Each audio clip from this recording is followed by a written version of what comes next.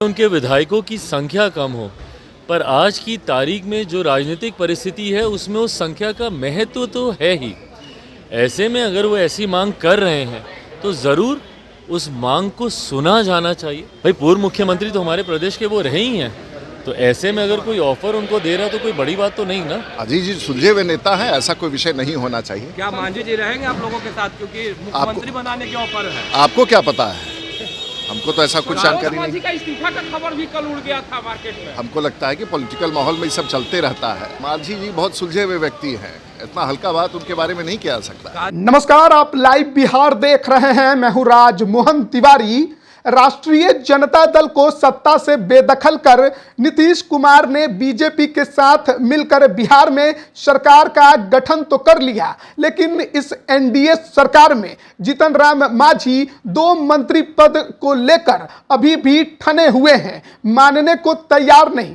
विभाग बंटवारे पर भी बीते दिन नाराजगी जता दी है। वैसी परिस्थिति में अब जीतन राम मांझी कब क्या फैसला ले ले, इसको लेकर कोई कुछ कह नहीं सकता। उन्होंने ये भी कह दिया है कि उन्हें तो दूसरे खेमे से सीएम पद का भी ऑफर है। बिहार में भले ही एनडीए की सरकार बन गई है, लेकिन अभी फ्लोर टेस्ट होना बाकी है। वैसी परिस्थिति में जीतन राम मांझी का ये प्रेशर पॉलिटिक्स कहीं ना कहीं एनडीए को परेशानी में डाल सकता है। इसी पर जब लोजपा रामविलास के राष्ट्रीय अध्यक्ष चिराग पासवान से फिर आज सवाल किया गया तो वो जीतन राम मांझी के समर्थन में ही खड़े दिखाई दिए। वहीं बीजेपी के सांसद राजीव प्रताप रूडी भी उसी पटना एयरपोर्ट पर मौजूद थे और उनसे भी जब यही सवाल किया गया तो उन्होंने किस प्रकार से इस सवाल का जवाब दिया है वो हम आपको सुनाते हैं कि चिराग और राजीव प्रताप रूडी क्या कुछ कह रहे हैं। देखिए, वो तो खैर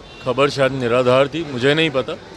और मुझे ये भी नहीं पता कि मांझी जी ने गठबंधन के भीतर ये मांग रखी थी, नहीं रखी थी।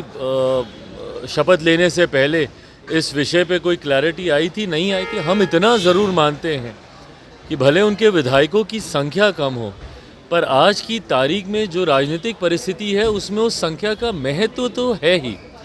ऐसे में अगर वो ऐसी मांग कर रहे हैं तो ज़रूर उस मांग को सुना जाना चाहिए, उस पर चर्चा ज़रूर होनी चाहिए और उन्हीं के शब्दों में अन्याय नहीं होना चाहिए। मांझी का मन डोल रहा है सर, मुख्यमंत्री। अरे अब ये हमको नहीं पता भाई डोल रहा है कि नहीं। तक की महागठबंधन के लोग हैं जो ऑफर दे रहे हैं।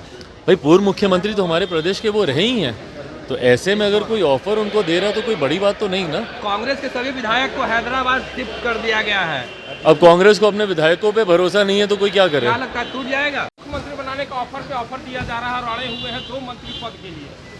देखिए, हम सब लोग को लेके चलते हैं और मुझे लगता है कि मांझी जी सुलझे हुए नेता हैं, ऐसा कोई विषय नहीं होना चाहिए। क्या मांझी जी रहेंगे आप लोगों के साथ, क्योंकि मुख्यमंत्री बनाने के ऑफर है? आपको क्या पता है?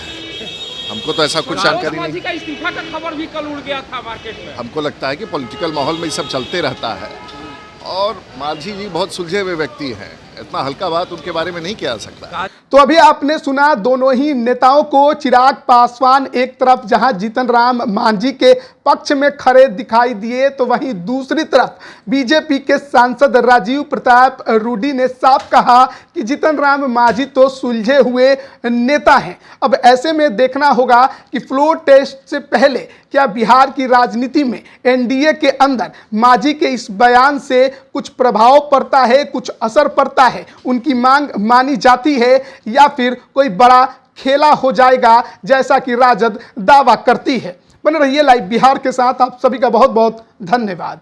YouTube पर सब्सक्राइब और Facebook पर लाइक जरूर करें।